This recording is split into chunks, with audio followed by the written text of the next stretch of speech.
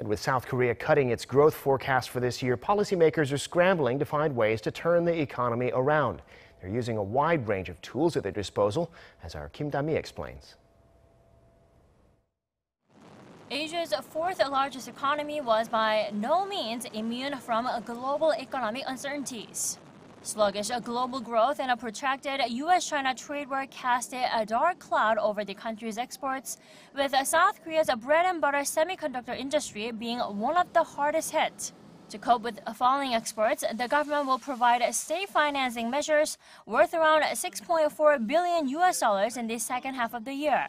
Experts note, however, that of those measures, the roughly $6 billion earmarked for the semiconductor, biohealth, and cosmetics industries will provide some relief, albeit on a temporary basis.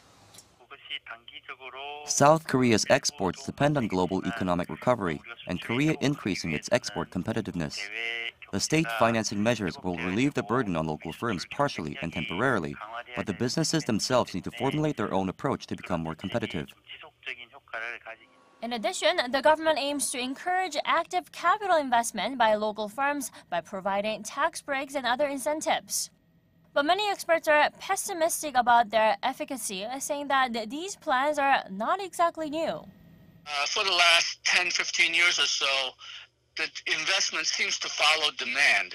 We've tried a lot of incentives before, and the interest rate is almost the lowest level in Republic of Korea's history, but investment has still not picked up.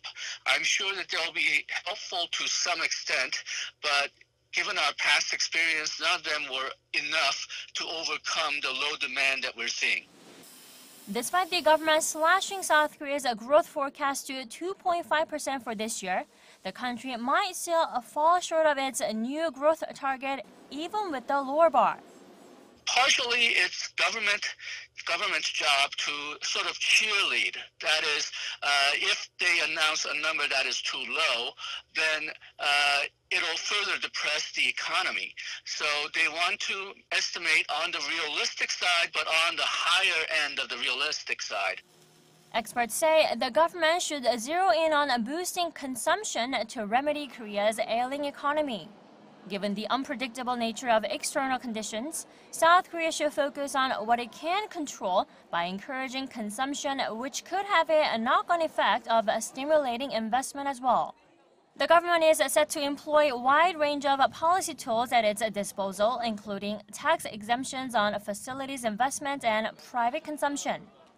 Kim Da-mi, Arirang News.